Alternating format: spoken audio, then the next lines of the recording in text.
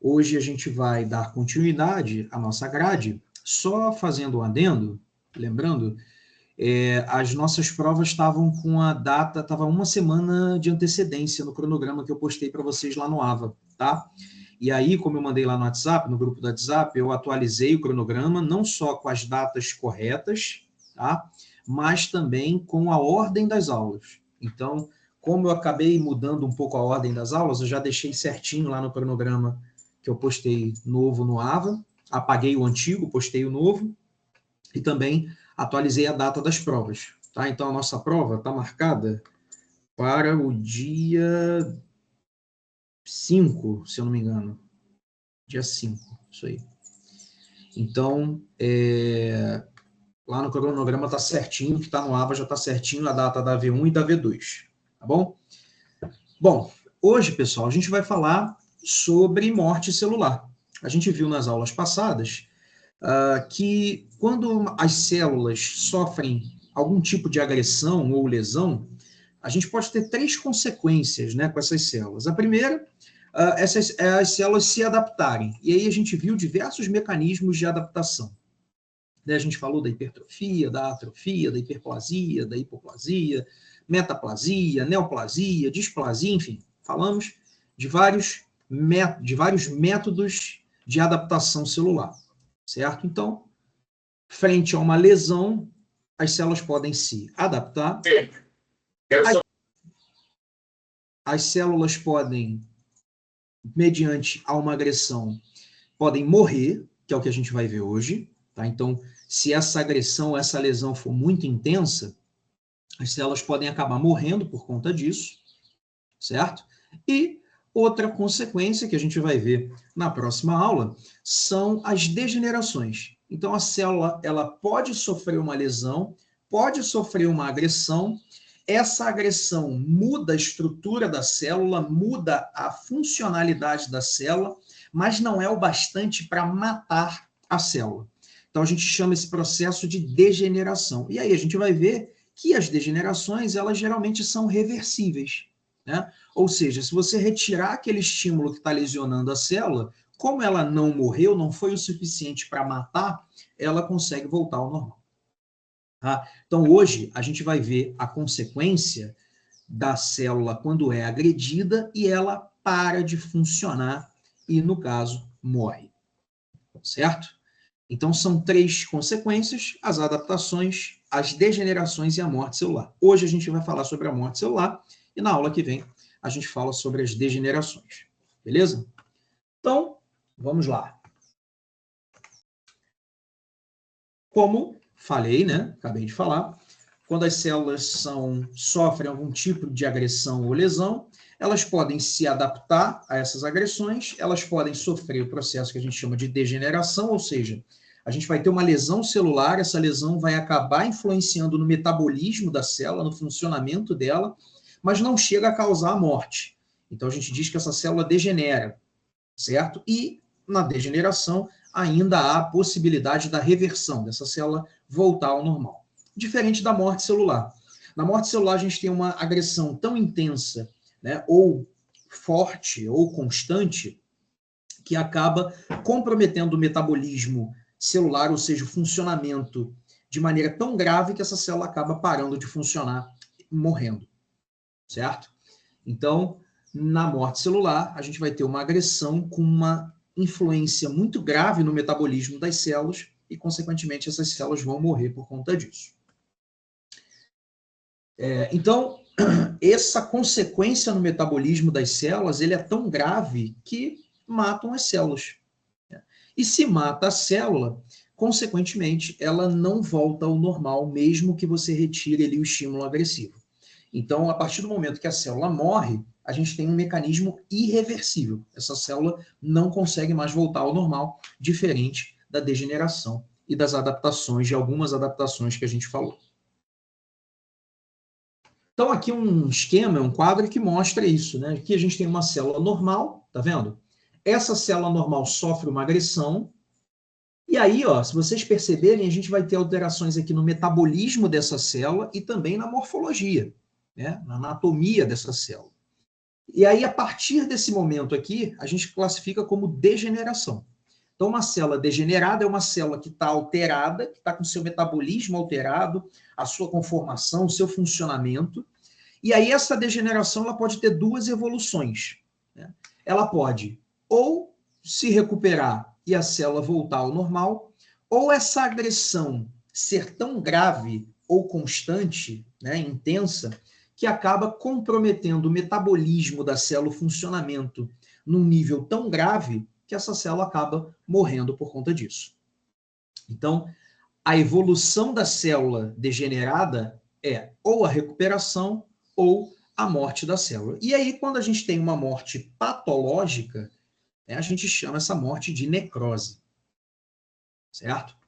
E aí, o que acontece? Se vocês repararem aqui, a gente tem um limite, a gente tem um ponto, que é justamente o ponto, o limite em que a agressão, a partir dele, causa a morte e não só mais a degeneração. Então, existe um limiar, existe um limite em que, a partir daquele limite, a agressão, a alteração do metabolismo celular acaba matando aquela célula e não só degenerando. Então, a morte celular a gente vai ter por alterações que são irreversíveis, né? Por danos a organelas que são essenciais para o funcionamento dessas células. Então, que danos, que organelas são essas? A gente chama esse limite, né, em que, a partir dele, a gente tem a morte celular, a gente chama esse limite de ponto de não retorno. Tá? E o que configura esse ponto de não retorno? Ele não é muito bem elucidado ainda, a gente não consegue determinar quais são todos os fatores relacionados, né, que vão dar esse limite de até onde é degeneração, até onde é necrose, mas o que a gente acredita, né, e entende é que seja pela lesão das mitocôndrias. Então, as mitocôndrias são as organelas responsáveis pela respiração celular. E quando você começa a ter dano mitocondrial às células, a partir desse momento, essas células vão morrer. Tá? Então, o ponto de não retorno, a gente atribui à lesão das mitocôndrias. Então, lesionou as mitocôndrias, a partir dali, as células começam a morrer. Certo? Então, vão ser alterações metabólicas graves, por exemplo, se ela vai parar de respirar, se ela para de respirar, consequentemente, ela morre. Certo? Então, é a lesão de organelas essenciais para o funcionamento, para o metabolismo de uma célula. Quando essas organelas começam a ser lesionadas, essa célula vai morrer. Até aí tudo bem, pessoal? Então, tá claro? Estão conseguindo entender, assimilar, relembrar das aulas passadas? Ficou claro o que é a morte, o que é a degeneração?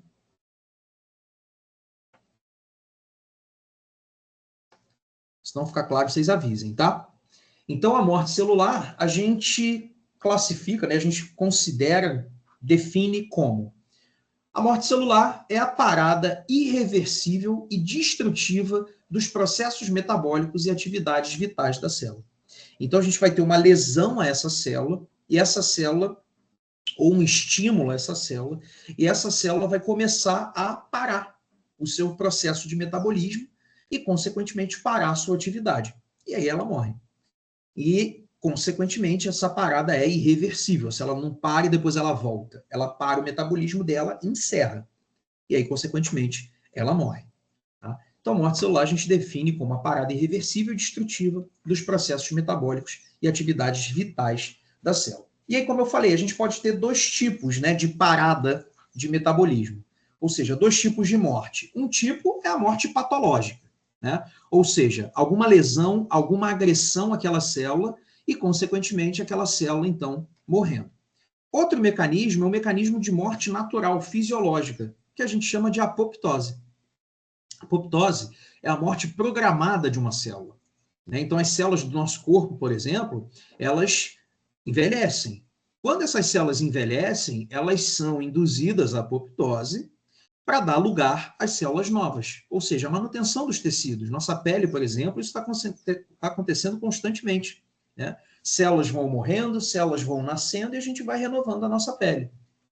Então, a gente pode ter processos de apoptose envolvidos em diferentes mecanismos, né, do funcionamento do nosso organismo. manutenção de células velhas, destruição, né, de células que estejam ali comprometidas, por exemplo, células infectadas, né?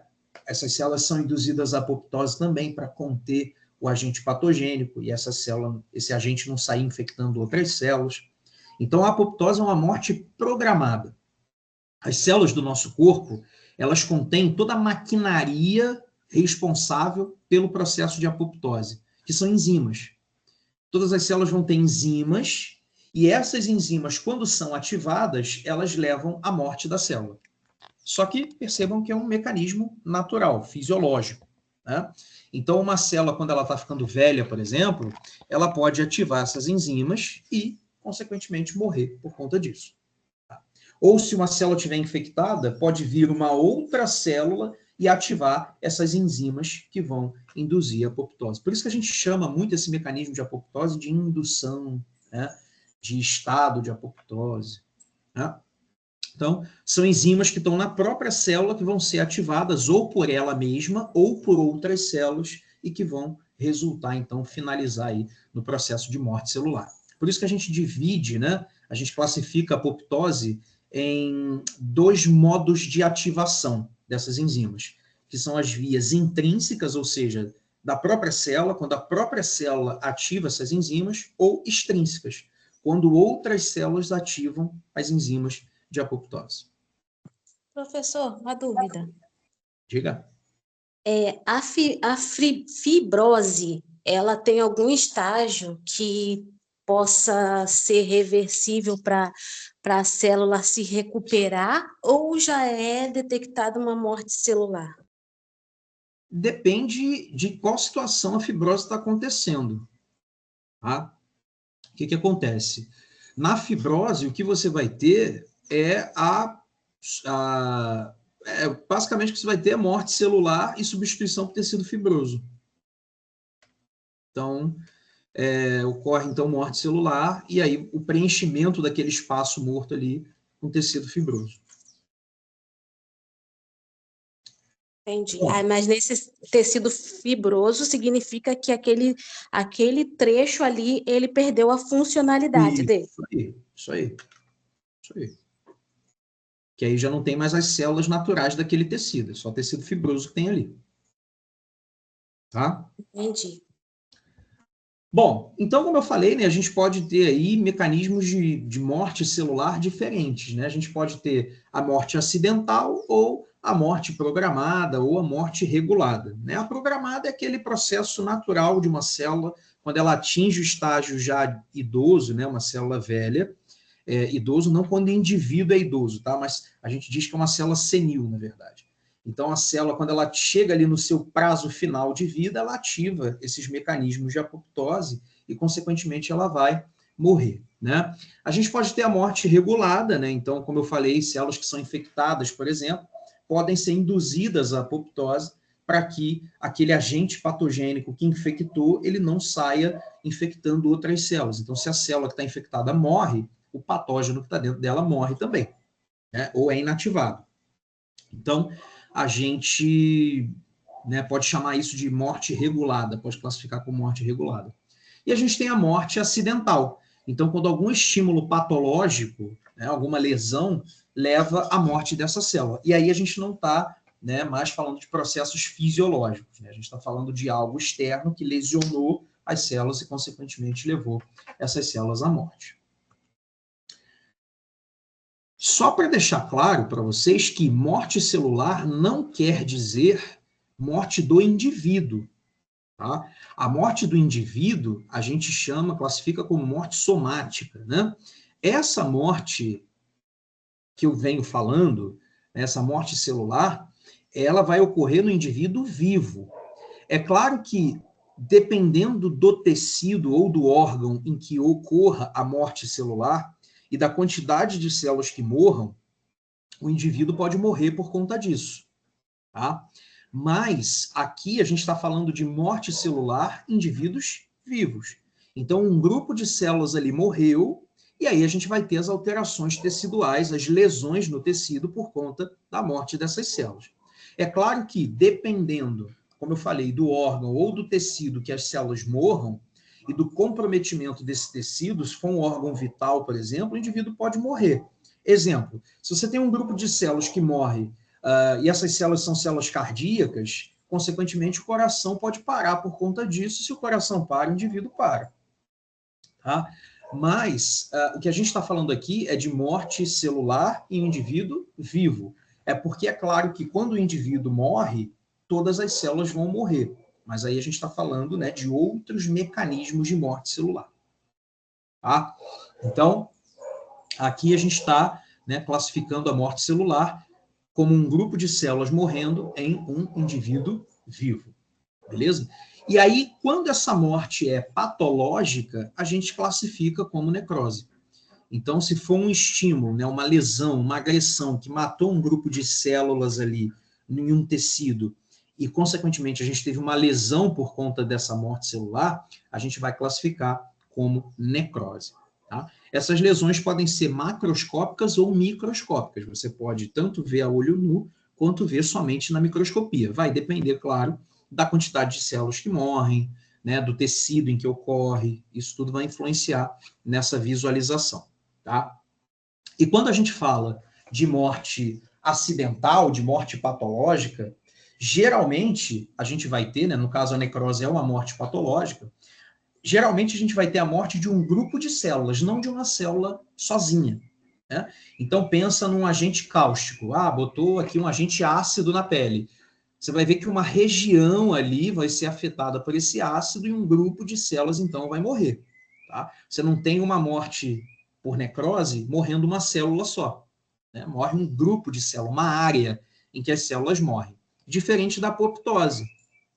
Na apoptose, como é um mecanismo individual, você vê ali célula, você pode até ter mais de uma célula sofrendo apoptose, mas você vê que são células, né, sozinhas ali, sem que as células vizinhas, por exemplo, estejam entrando nesse mecanismo de apoptose também.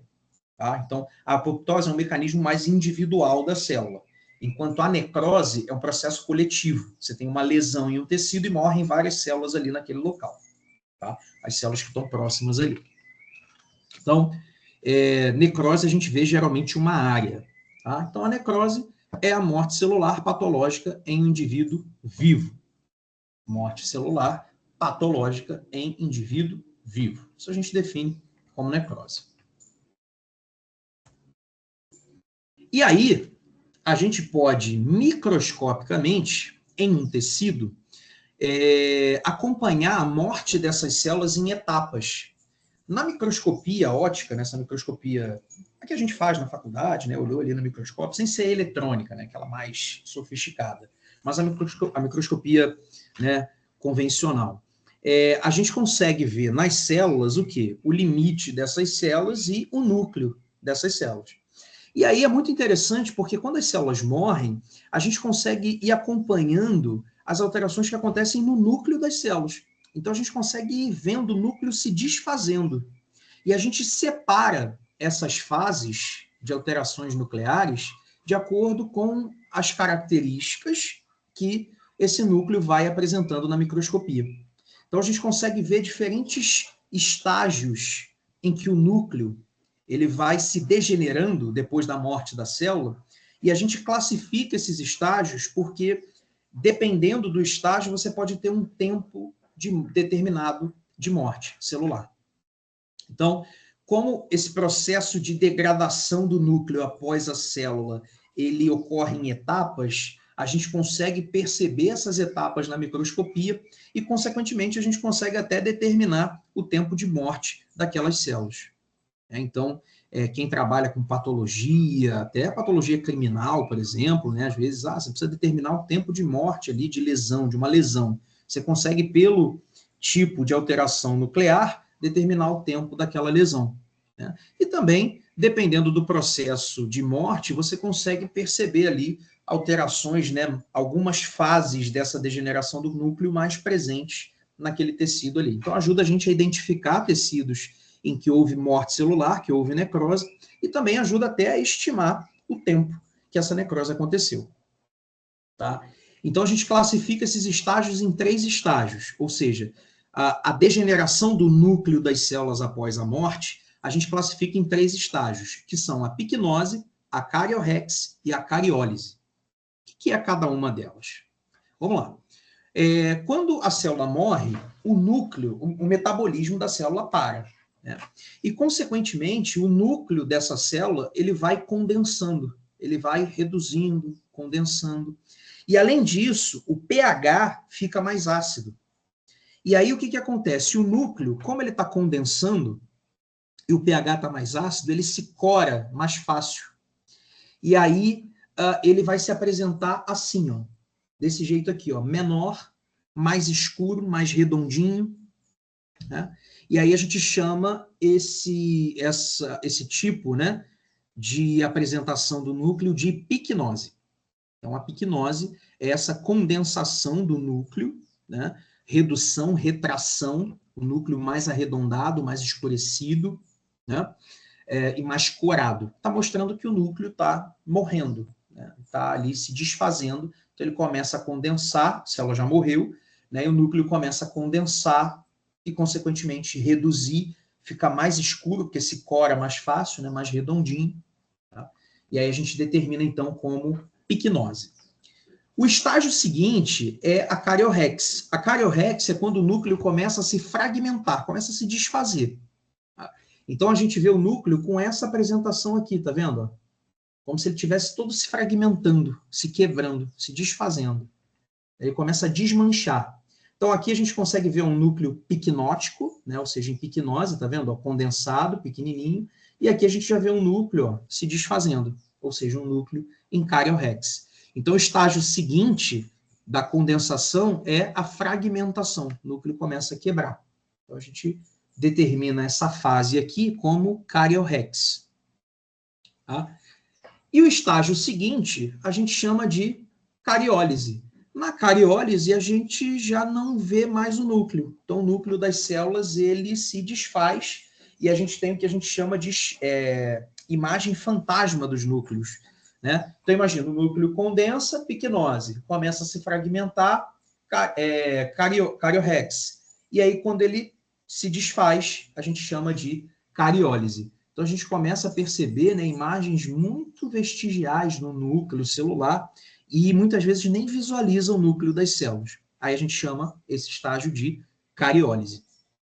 Então, a gente consegue, né, pelo estágio em que o núcleo se degrada, a gente consegue classificar, a gente classifica cada um desses estágios e a gente também consegue ter uma noção ali da evolução, né, do tempo de evolução da necrose. Então, a gente vai classificar como piquenose, cariólise, cariorrex e cariólise. Piquenose, cariorrex e cariólise. Então, aqui mostrando, né, um núcleo em cariorrex, piquenose, né? Aqui mostrando a cariólise, tá vendo? A gente nem vê o núcleo. Tá vendo?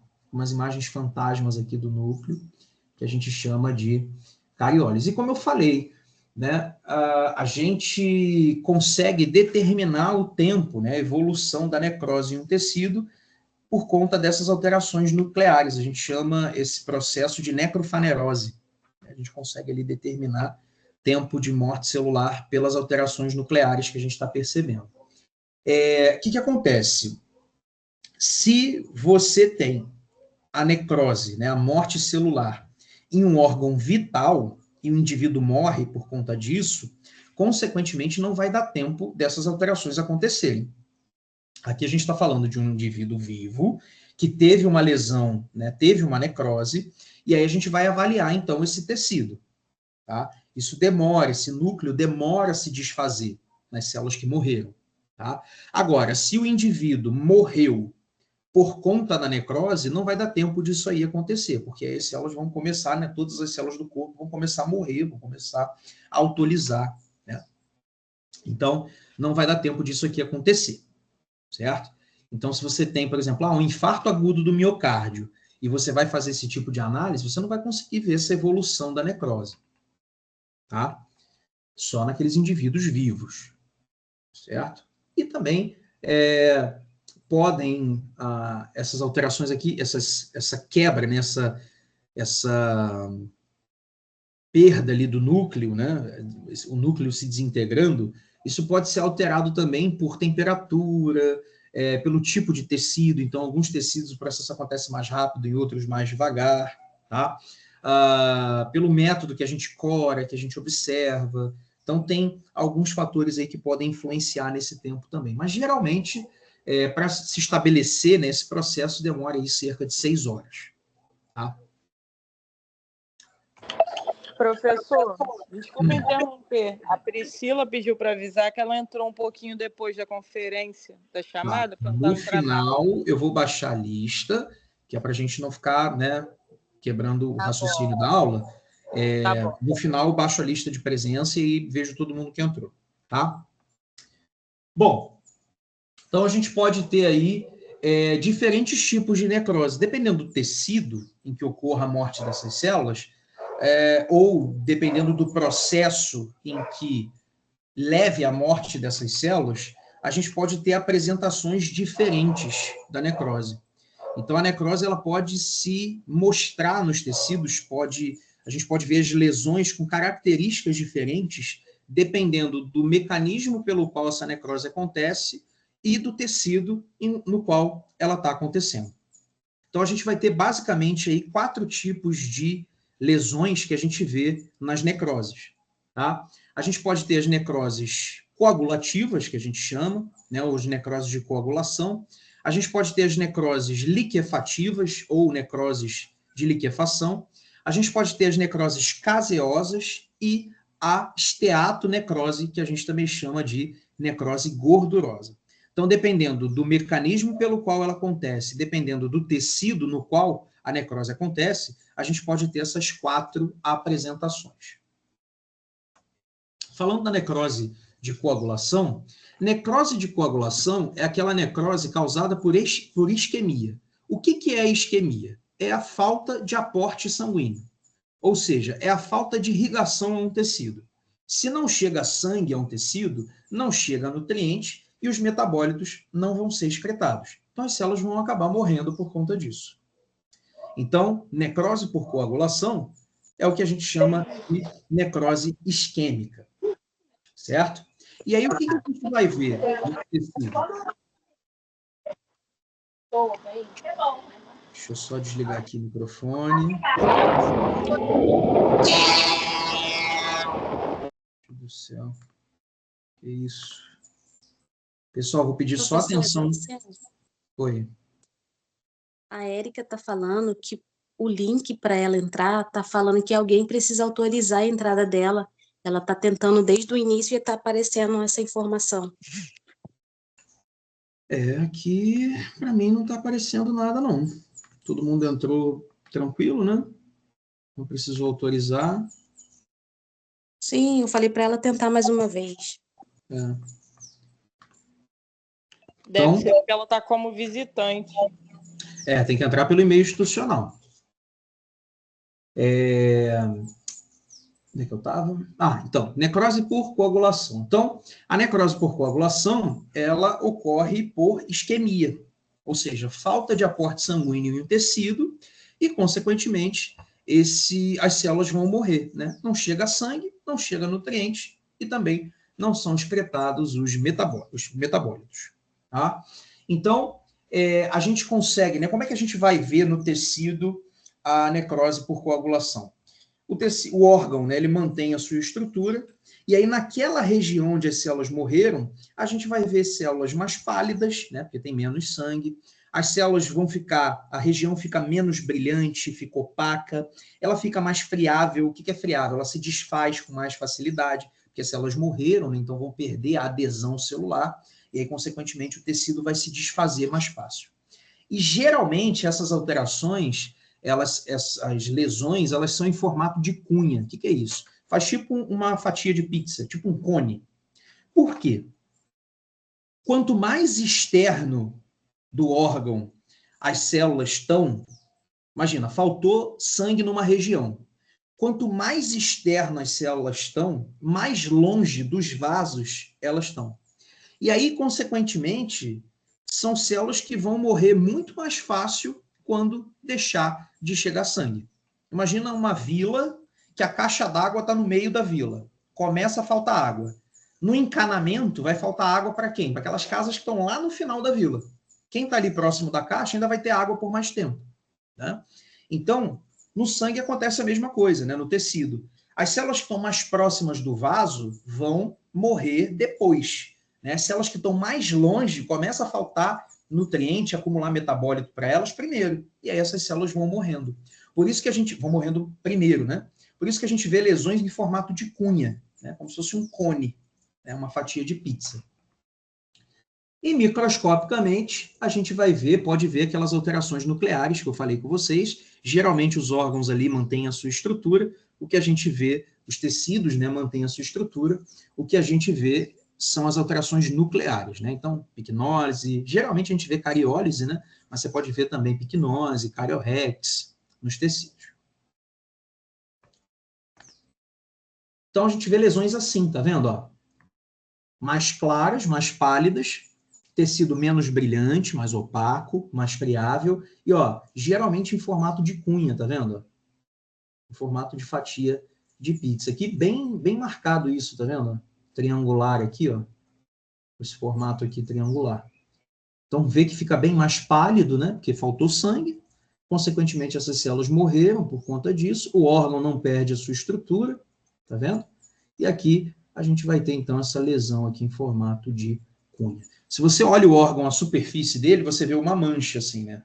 Uma mancha. Aí, se você faz um corte ali e olha na parede, né, no parênquima do órgão, você vai ver esse tipo de lesão aqui, né? Que é uma lesão com esse formato de cunha aqui, bem delimitado, né? Então, morreram as células daqui, ó. Então, necrose por coagulação. Ó aqui, outra foto, ó, mostrando, tá vendo? Bem característico aqui, ó, essa lesão aqui, uma projeçãozinha, né, mas geralmente esse aspecto de cunha aqui. E aqui bem delimitado, um triângulo, chega a ter uma linha aqui, ó, certinho, marcando. Aqui mais áreas necróticas, né? Aqui, outra aqui, mais uma região necrótica aqui, ó. E aqui bem marcadinho, né? Bem delimitada essa região aqui, ó. Então, bem pálido, tá vendo? Perdeu completamente a cor do tecido, não está brilhante igual o restante do tecido, né? Então, não retém tanta água, consequentemente, acaba ficando mais opaca. E aqui, ó, se a gente olha as células aqui, ó, cadê o núcleo dessas células? Não tem, né? Ou seja, já se desfez. A gente chama isso aí de cariólise. Tá? Então, muitas vezes, a estrutura, por exemplo, o túbulo renal, está com estrutura de túbulo renal, só que as células todas mortas, né, na microscopia, sem núcleo, ou seja, que a gente chama de cariólise. A gente pode ter também a necrose por liquefação. Então, necrose por liquefação, o resultado da morte dessas células é um tecido líquido. Por isso que a gente chama de liquefação, necrose liquefativa. Né? Rodrigo, pô, marquei com ele falei, então, 11 horas. Pessoal, olha só, cuidado com o microfone, por favor, tá? Então, a necrose por liquefação, o resultado dessa necrose gera um tecido líquido. E aí você pode ter de dois tipos, né? Ou a morte de muitas células resultando na formação de um líquido, como, por exemplo, o pus, né? O que é o pus? O pus é o resultado da morte de células do sistema imune, de células do próprio tecido e dos micro-organismos que estão causando a infecção. E aí a gente vai ter, né, como resultado aquele tecido líquido que é o pus. Ou você pode ter também em um tecido em que as células não têm uma estruturação muito firme, como o tecido nervoso. Quando as células do tecido nervoso morrem, geralmente o tecido ele fica mais líquido, porque são células que têm pouca estruturação, não tem tanta proteína de estrutura, não tem tanto tecido conjuntivo, e aí são tecidos que não são firmes, são tecidos bem moles. E aí quando essas células morrem, aquela região ali também fica liquefeita. Por isso que a gente classifica como necrose liquefativa. Tá? Então, como eu falei, O exemplo, né, macroscopicamente, é bem diferente, né? Aqui vocês viram que o órgão, na necrose por coagulação, o órgão mantém a estrutura, só aquela região que fica mais clara, mais friável, mais opaca. Aqui não. Aqui a região em que as células morrem, você tem um produto ali líquido, resultado líquido por conta da morte dessas células. Então, no caso, por exemplo, de infecções por bactérias piogênicas, que são bactérias que induzem, né, a morte celular, tanto de células do sistema imune quanto das células teciduais, formando o pus. Então, como eu falei, o pus é o resultado ali da morte de várias células, tanto do nosso corpo quanto das células bacterianas, por exemplo. E aí, esse pus, ele pode se apresentar, né, de diferentes maneiras. Você pode ter o pus que fica contido dentro de uma cápsula, porque o sistema imune formou uma cápsula de tecido fibroso ao redor daquela região, onde você teve a morte das células e, consequentemente, a formação do pus.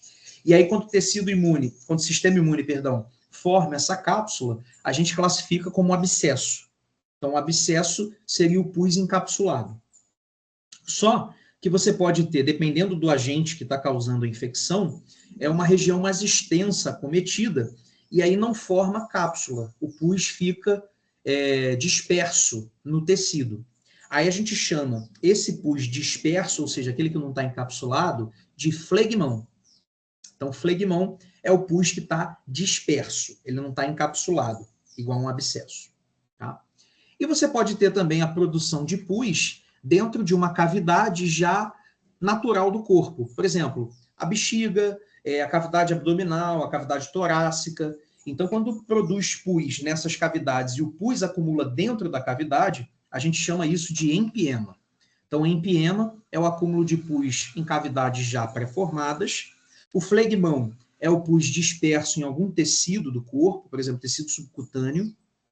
E os abscessos são o encapsulamento do pus. Então, quando forma-se uma cápsula de tecido fibroso ao redor dessa lesão, né, e consequentemente do pus, a gente chama de abscesso. Então, aqui um exemplo de um abscesso. Né? Você tem essa cápsula de tecido fibroso, aqui houve uma infecção, né?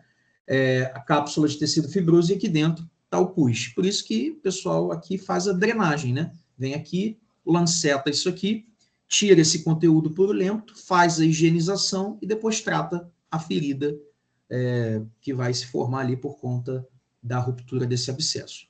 Ou, uma outra consequência que pode acontecer também é abrir uma abertura aqui natural, né? O próprio organismo abrir aqui uma saída para esse pus sair, que é o que a gente chama de fístula.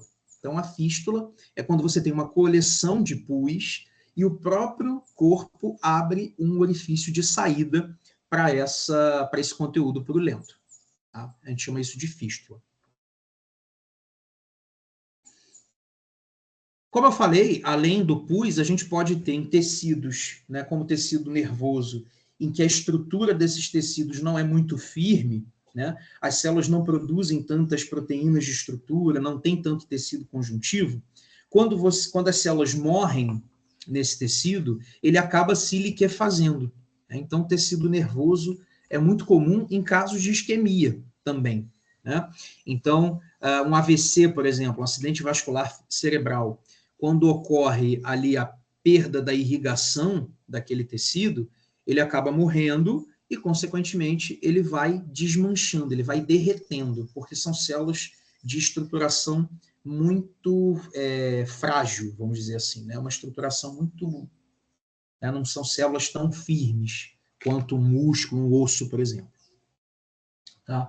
Então, a gente vai ocorrer a morte dessas células e a dissolução enzimática. Né? Então, as células vão começar o processo que a gente chama de autólise. Né? As células morrem, começam a liberar suas enzimas, e essas enzimas, então, começam... As enzimas que estão lá nos lisossomas das células começam a ser liberadas e vão destruindo as próprias células. E aí você começa a ter, então, uma destruição enzimática das células que morreram. Pelas enzimas das próprias células. Por isso que a gente chama de autólise. Auto, a si próprio, lise, quebra. Então, uma célula morre, libera suas enzimas digestivas, né, as enzimas que estão lá nas lisosomas, nos lisossomas, perdão, começa a liberar essas enzimas e essas enzimas vão começar a destruir as próprias células. E aí o que a gente vê é isso aqui, ó, tá vendo? O tecido, ele fica como se fosse derretendo mesmo, liquefeito. Aqui. Aqui dá até para ver melhor. Você tem a área aqui de necrose, tá vendo? E aqui, ó, essa região ela fica mais gelatinosa, fica mais liquefeita. Por isso que a gente chama de necrose por liquefação, ou necrose liquefativa.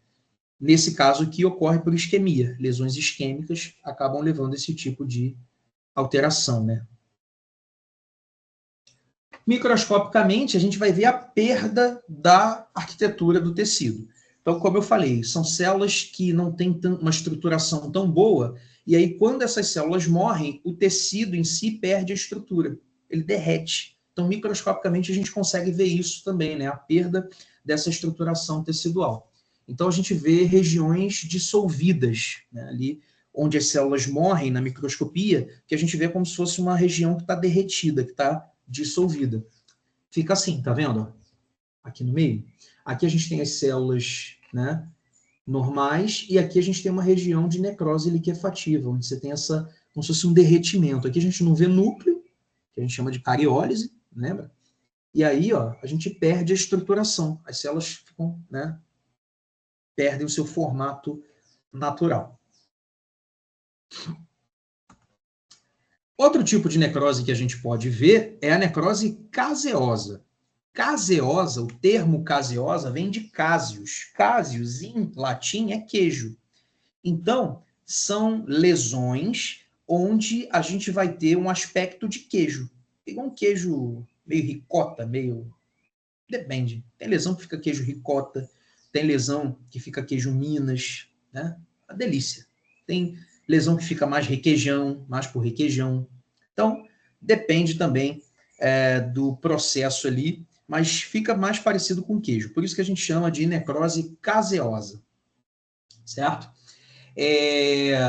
Geralmente, as necroses caseosas, elas acontecem por infecção bacteriana. Então, são bactérias, e essas bactérias, elas têm lipídios que são difíceis de degradar. E aí esses lipídios, as bactérias vão morrendo, né? Esses lipídios vão ficando ali sem ser degradados, e eles vão dando esse aspecto gorduroso, né? Um aspecto de queijo, a lesão ali, onde essas bactérias se encontram. Então, a gente chama de necrose caseosa. Tá? Fica mais, tem algumas que ficam enrijecidas, ficam mais durinhas.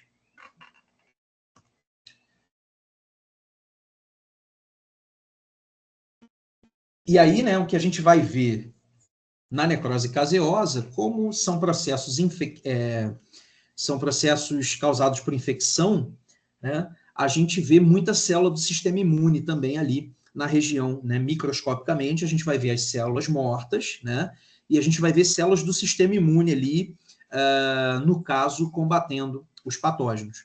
Então, a gente vê... Geralmente, a gente vê na necrose caseosa a morte das células, né, células mortas e células do sistema imune também na região. Tá? Macroscopicamente, o que a gente vê são áreas semelhantes a queijo mesmo, esbranquiçadas, amorfas, né, sem muito formato, um formato muito certo, sem brilho, e a consistência, às vezes, mais durinha ou mais molinha, mas lembrando ali, consistência de queijo. Você está apoiando alguém? Está fazendo caminhada? Você? Com quem? Pessoal, terceira vez que eu vou pedir cuidado com os microfones, tá? Por favor. Cuidado, que isso acaba quebrando ali a linha de raciocínio, tanto da gente que está, né, falando com vocês, quanto da galera que está acompanhando a aula, tá? Então, cuidado, por favor.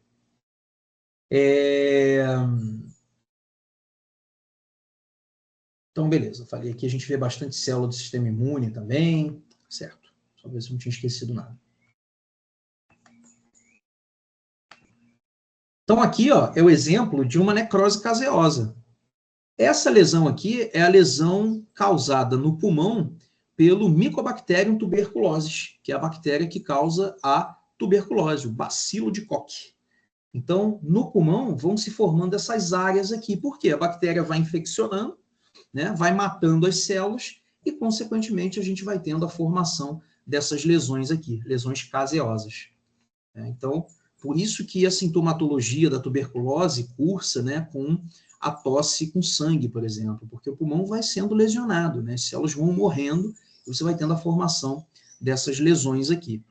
Tá? Para quem não conhece a tuberculose, eu trouxe um videozinho aqui.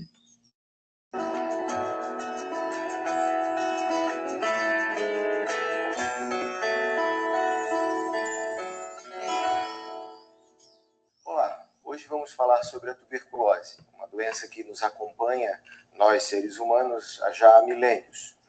A tuberculose é uma doença infecto-contagiosa causada pelo bacilo de Koch, que é um bacilo transmitido pela tosse, espirro ou fala por gotículas pequenas que acabam se disseminando pelo ar e a pessoa entra em contato com essas gotículas e algumas delas podem infectar o paciente. Os principais sintomas da tuberculose são a tosse, né, uma tosse que inicia seca, mas depois pode apresentar secreção, né, expectoração, emagrecimento, febre baixa, geralmente no final da tarde, perda de peso, adinamia, ou seja, falta de energia para as questões do dia a dia. E o que é importante em relação à tuberculose, por que ela não chama tanto a atenção? Porque diferente de outras doenças pulmonares, como a pneumonia, que costuma dar os sintomas rapidamente, em poucos dias o paciente necessita de avaliação médica, a tuberculose ela se mantém com esses mesmos sintomas durante dias, semanas ou meses. E o paciente acaba não procurando, pela falta de gravidade, procurando assistência médica. Ao suspeitar de tuberculose, ou seja, os sintomas como tosse, a febre baixa, a perda de peso, o mal-estar, você vai procurar uma assistência de saúde, um posto de saúde, onde o diagnóstico pode ser feito de maneira fácil, através do exame da secreção da tosse. Com 2 amostras, a gente consegue verificar se o paciente está com tuberculose e iniciar o tratamento, que é feito de forma gratuita pelo SUS, ou seja, os remédios são dados para o paciente, porém, o tratamento necessita de 6 meses para ser completado. E isso é uma responsabilidade importante, um fator essencial para a cura da tuberculose.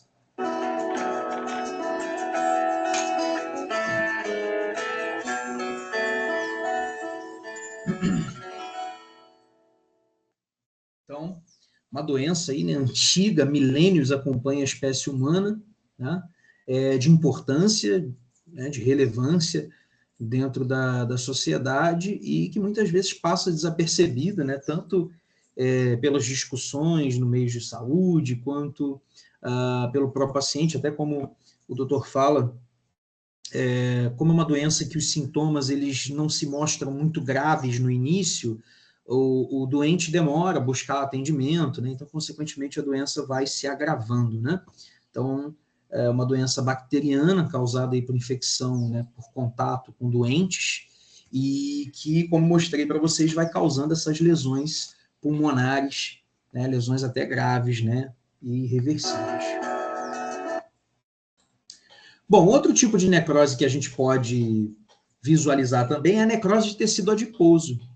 E aí, no tecido adiposo, é interessante porque quando ocorre a necrose desse tecido, a gente vai ter a saponificação.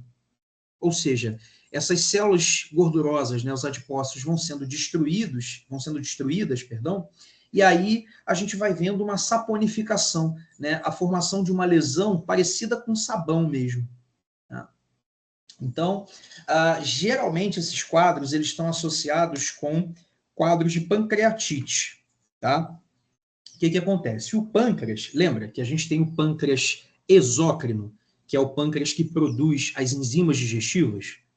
Ele produz as enzimas e libera ali no duodeno. Só que quando o pâncreas produz as enzimas, ele produz de uma forma inativa, que a gente chama de zimogênio. Aí essas enzimas são ativadas lá dentro do duodeno. Ou seja, quando elas entram em contato com o alimento, para digerir o alimento, elas vão ser ativadas.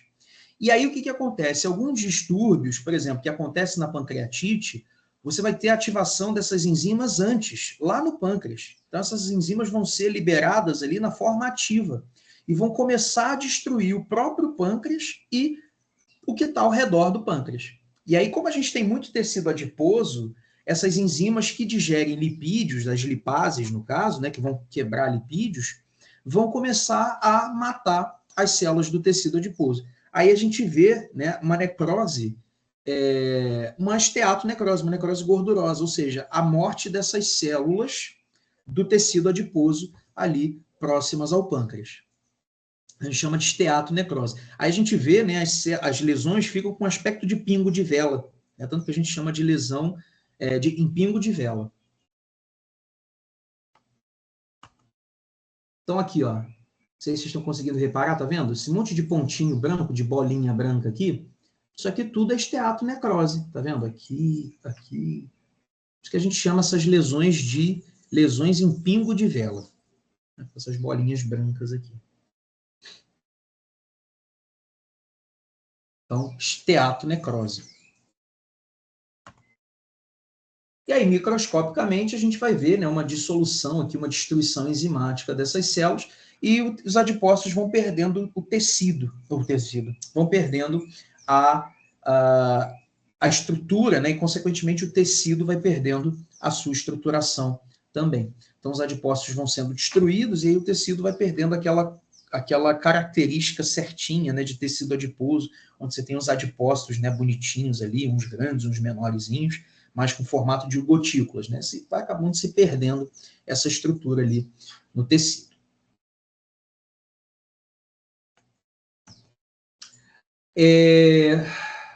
Falamos. E aí o que acontece? Dependendo do tecido e da necrose que ocorre, você pode ter evoluções diferentes nessas áreas, nessas regiões. Então, depois que essas células morrem, o que acontece ali? E aí, dependendo do tecido e do tipo de necrose, você pode ter consequências diferentes, evoluções diferentes.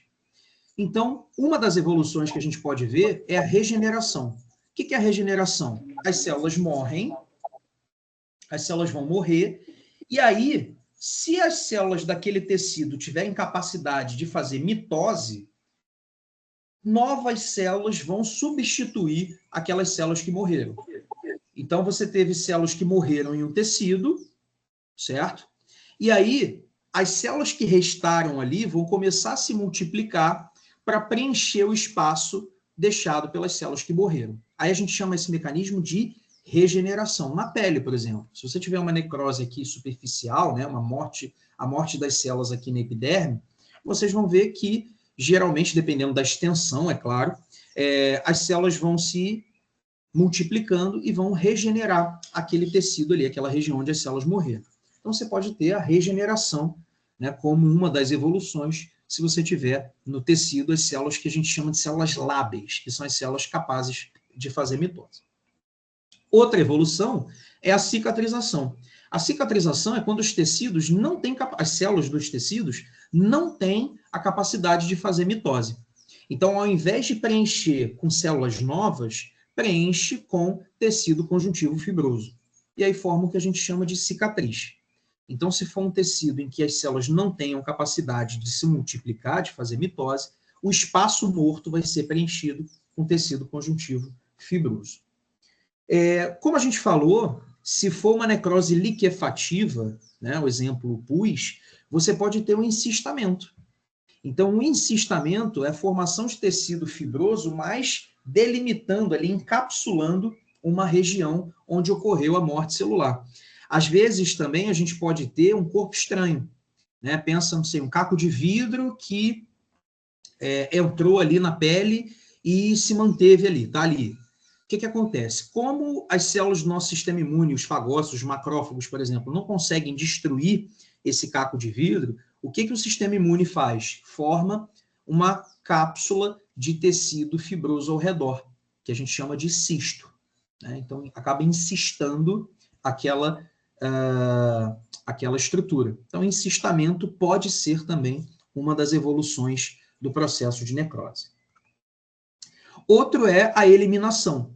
Como eu falei com vocês, a necrose liquefativa, por exemplo, quando forma um abscesso, o próprio corpo pode formar ali uma fístula, uma saída, um orifício de saída para que aquele conteúdo seja liberado para o meio externo do corpo, né? Ou para fora daquela estrutura. Então, a gente chama, né, essa abertura de fístula, e é um método de eliminar aquelas células ali, de retirar aquelas células que morreram. Então, a eliminação também é uma das possíveis consequências de uma região necrosada. E outro é a calcificação. Dependendo de tecidos, das células, né, da quantidade de cálcio que tenha naquelas células, quando essas células morrem, vai ficando esse cálcio vai se acumulando e vai precipitando.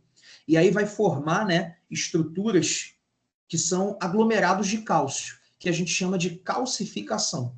Então, algumas células, por exemplo, que têm cálcio, né, quando elas vão morrendo, esse cálcio ele vai precipitando, né, ele vai ali se juntando e vai formando áreas de calcificação.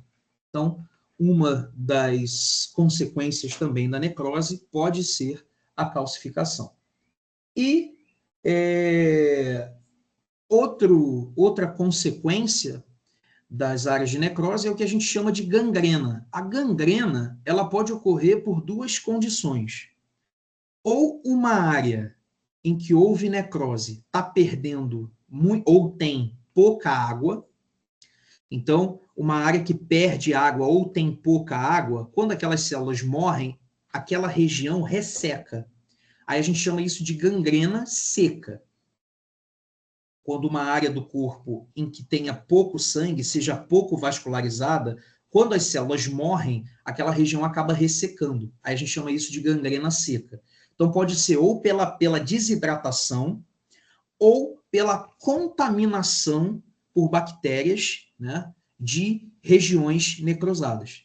Então você pode ter a contaminação bacteriana de uma lesão necrótica, né, ou seja, de uma área de necrose, e aí você vai ter as outras gangrenas, que a gente chama de gangrena úmida e gangrena gasosa. Então, dependendo da bactéria que infecta o tecido necrótico, essas bactérias começam a destruir esse tecido, né, começam a destruir essas células, e, consequentemente, você pode ter ali uma liquefação também, ou seja, formar um produto líquido pela ação dessas bactérias no tecido necrótico, ou você pode ter bactérias que, durante a destruição das células, né, na área de necrose, produzem muito gás. Aí a gente vai ter o que a gente chama de gangrena gasosa.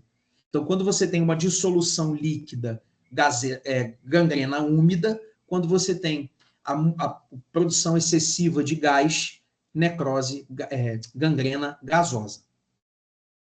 Então, a gangrena pode ser ou pelo ressecamento da necrose, que a gente chama de gangrena seca, ou pela contaminação por bactérias que vão ou liquefazer o tecido, gangrena úmida, ou produzir muito gás, gangrena gasosa. Então, a gangrena úmida é um exemplo de contaminação até pelas próprias bactérias saprófitas, né? Bactérias que são ali do próprio tecido, ocorre a morte dessas células, das células daquele tecido, consequentemente as bactérias infectam, começam a se proliferar ali e começam a diluir, né? A destruir as células pelas suas enzimas. Então, começam a produzir enzimas que vão destruir as células. Tá?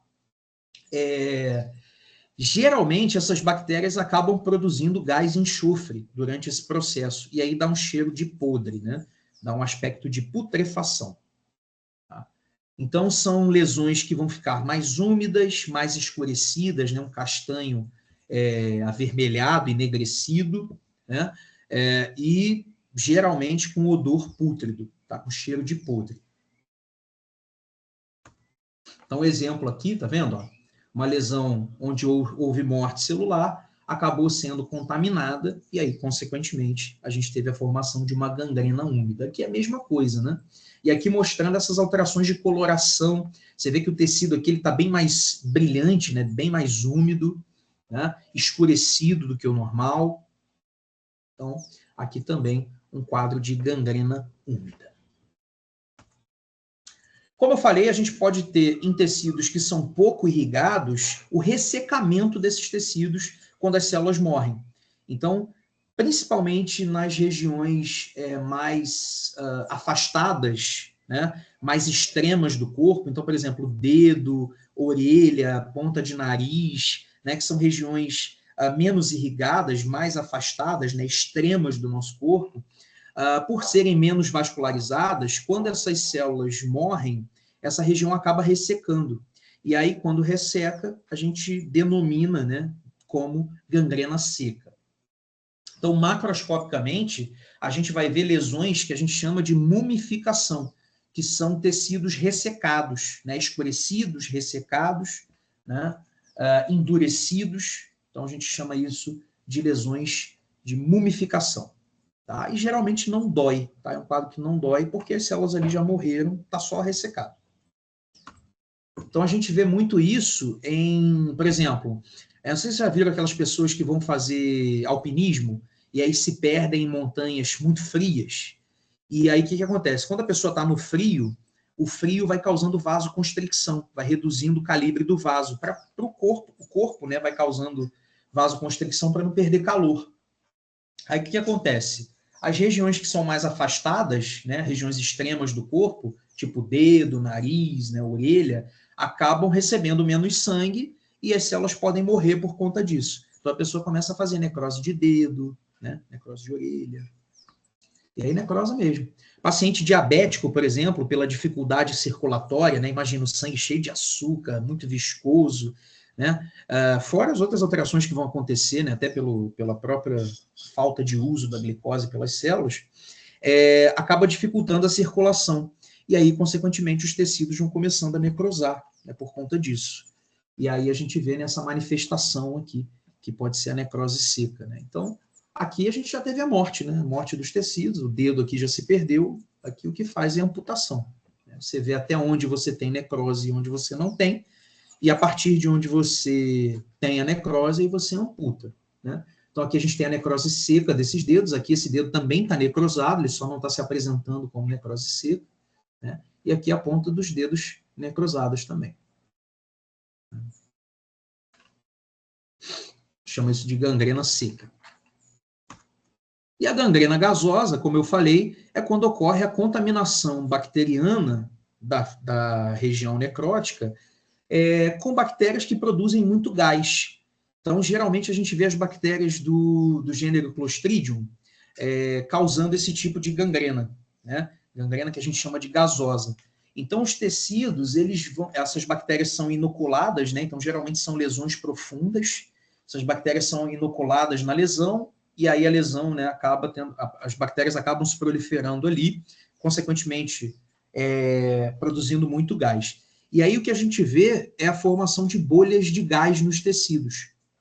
Inclusive, se a gente palpa essas lesões, essas bolhas elas começam a tipo estourar, e aí você sente essas bolhas estourando, que a gente chama de crepitação. Então são lesões que crepitam a palpação, né, por conta dessas bolinhas. Imagina um chocolate soufflé, cheio de bolinha de ar. Então, basicamente esse é o raciocínio. Né? A lesão fica cheia de bolinha de ar. Tá?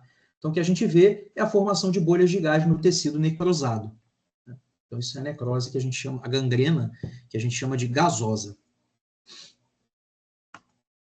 Então, aqui já é até a formação de bolhas maiores, né?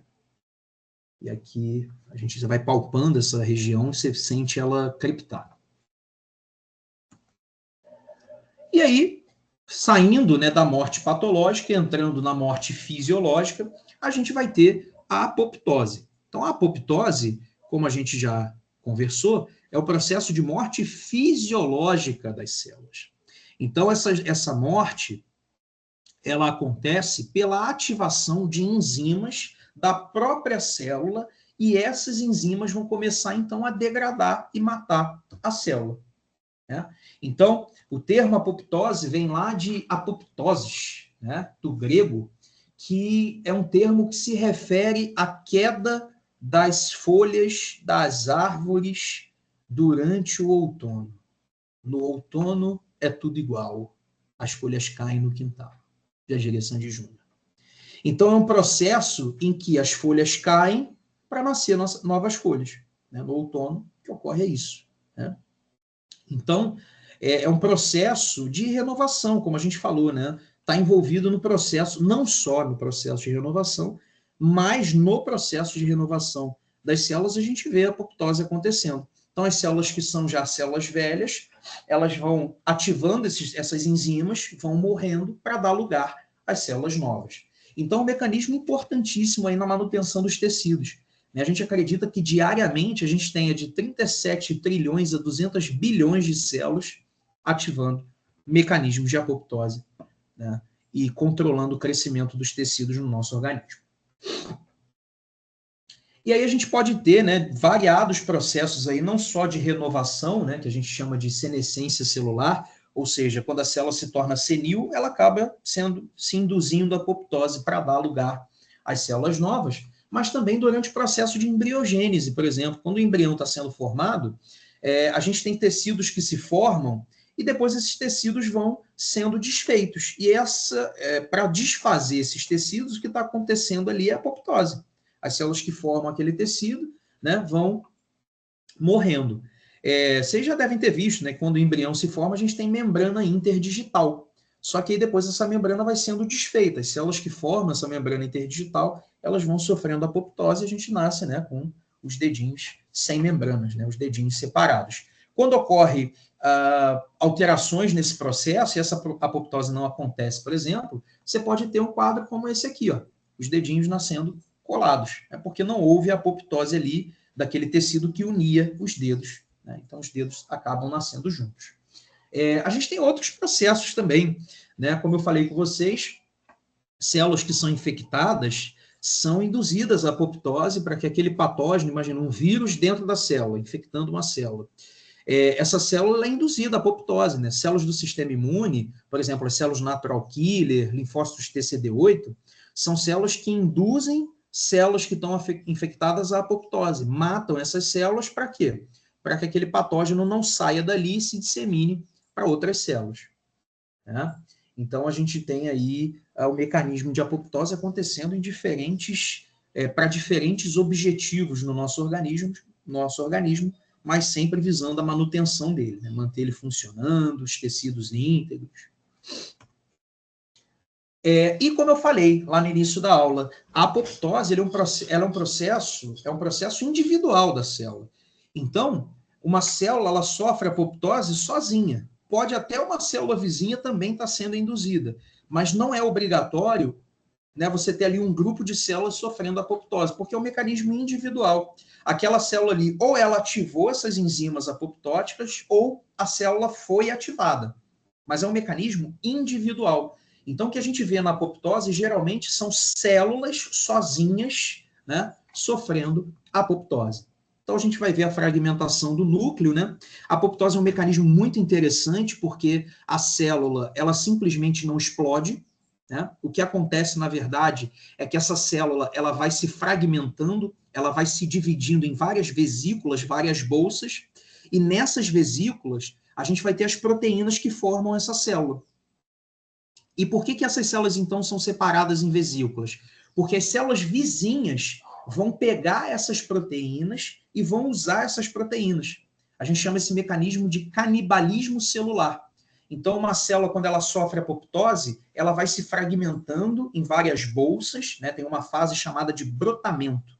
Começa a formar vesícula, ela vai soltando essas bolsas contendo as proteínas dela ali, e aí as células vizinhas vão pegando essas bolsas, vão usando essas proteínas para quebrar, pegar os aminoácidos para usar, né, para formar outras proteínas, enfim. Então, a gente chama esse processo de canibalismo celular. Então, a gente vê núcleo se fragmentando, a célula se fragmentando, e depois as células vizinhas, então, né, endocitando esses conteúdos. Então, aqui, tá vendo? Ó? A gente vê o núcleo fracionando, né, se fragmentando, a célula se fragmentando. Então, aqui mostra células em apoptose. E você vê que não são todas as células, são algumas, ó, aqui, essa daqui, mas você não tem todas as células do tecido sofrendo esse processo. É um processo individual de cada célula. Então, aqui, ó, a fragmentação, tá vendo? Do núcleo, da própria célula. É um processo bem legal. Geralmente forma essa área vazia aqui ao redor. Tá vendo? Esses halos aqui, ó, vazios ao redor. Tá? Aqui também, ó, tem a formação dessa estrutura aqui, a gente chama de anoiquia, né? Parece uma meia-lua aqui, porque a célula vai se retraindo, vai reduzindo, né? Aí fica esse espaço vaziozinho aqui, que a gente chama de anoiquia. E aí, como é que uma célula é induzida à apoptose? Foi como eu falei.